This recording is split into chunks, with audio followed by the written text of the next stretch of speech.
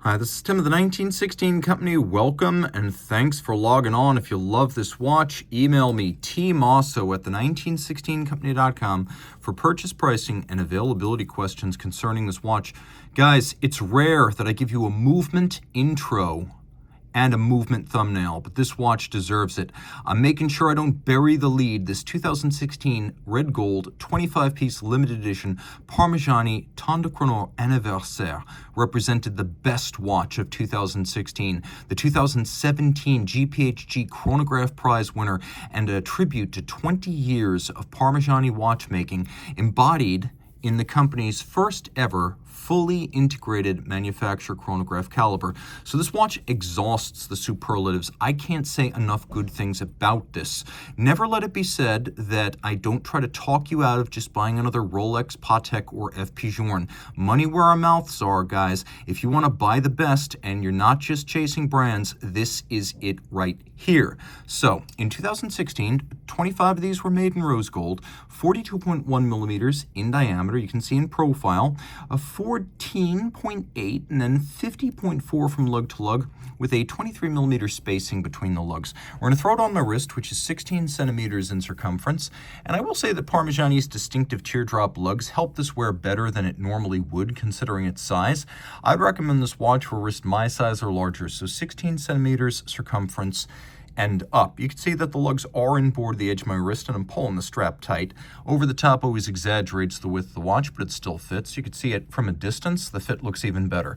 So my size and up. Of course, it's not super thin, so it'll fit under a jacket cuff, but probably not the tightest of dress sleeves.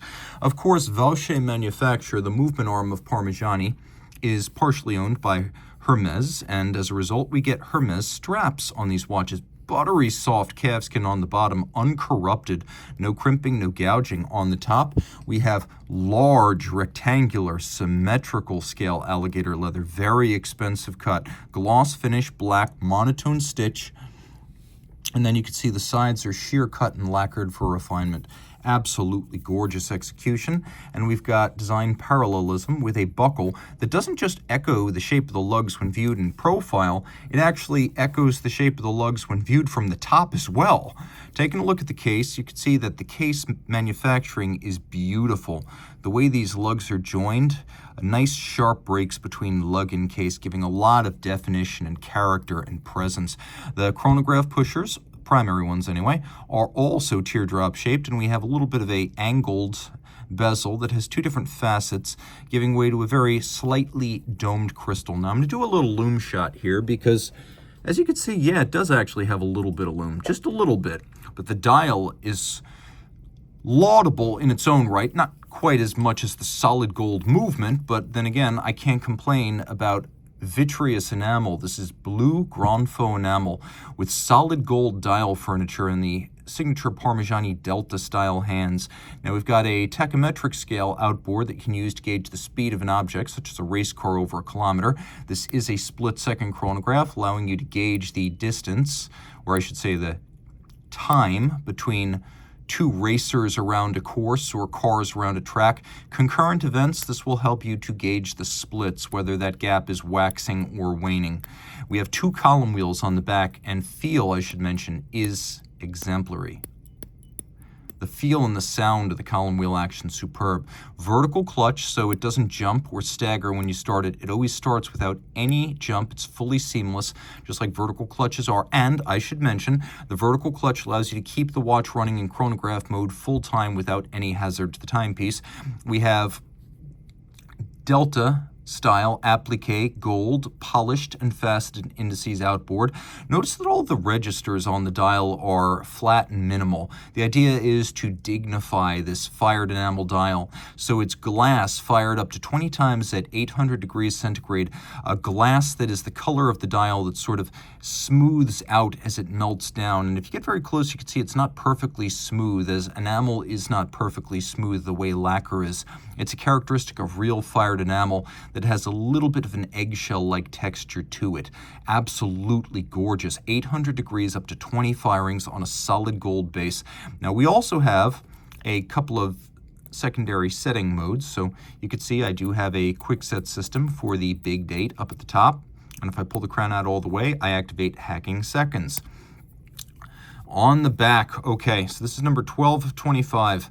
I feel like the world needs more of these. You can see 1996 to 2016, and then inscribed on the barrel, not only do we have echoes of that lug form, but we also have Michel Parmigiani's signature. All right, you're looking at the movement that would later give birth to the Seed VMF 6710, but this was the first application of it as the PF361, a manual wind, 36,000 vibration per hour, that is 10 beat per second, 5 hertz, 65-hour power reserve, solid gold movement with 35 joules and a free sprung balance and a full balance bridge, so it's highly shock resistant. Now, there are so many interior angles. Never mind that these bridges and plates are all made of solid gold. Look at the number of interior angles where bevels meet in sharp creases, executed in confines that other brands would simply avoid altogether, where you see rounded bevels in tight confines from other brands.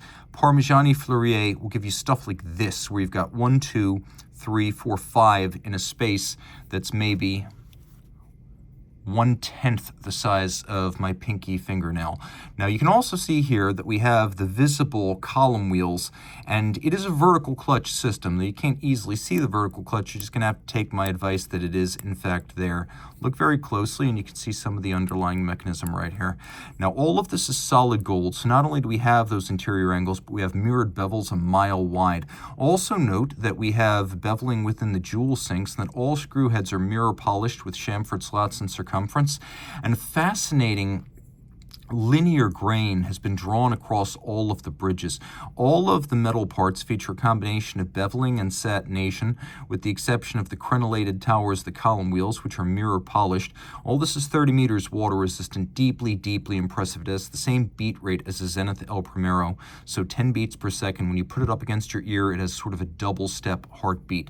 Also important to mention, because this watch is so special, as the product of Parmigiani's empire, which includes all the companies that build each part of the watch. Parmigiani can make everything: dials, cases, movements, movement parts, hands.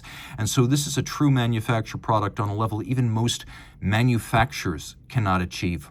Jaeger-LeCoultre does not make this many of the small parts of the watch, for example. Parmigiani is fully integrated. The companies are all semi-autonomous within Parmigiani, but they all come together for the company's own branded watches. Also, look at some of the ergonomic tricks that were played right here. We have these recesses in the edge of the case, and those recesses allow the strap to be super close hauled to the case for better small wrist fit. So there's no impediment to the motion of the strap, and then you get this very integrated look. So it's drilled super close inboard, and the little hollow in the case ensures that there's no restriction on the movement of the strap. Just clever stuff like that that I absolutely adore. This watch is absolutely stacked, and if you want to buy the best, this is it. There are bigger brand names. There are hype watches. This is neither, but I will tell you this. Short of Grubel 4C, Debetun, Languntaina, there are not too many peer competitors for what I hold in my hand. This was my favorite watch of 2016 and probably the best overall watch of the year. It should have won more than the GPH Chronograph prize. It should have won the GPHG Aiguille d'Or. But you know what? Their loss is your gain, and you can put it on your wrist today. So reach out to Team Mosso at the1916company.com for purchase and pricing details. And of course, someone's going to ask, this dial is called Royal Blue. The movement is 30.6 millimeters in diameter, because I know someone's going to ask. And there were 25 pieces made. Reach out to Team Mosso at the1916company.com for purchase and pricing.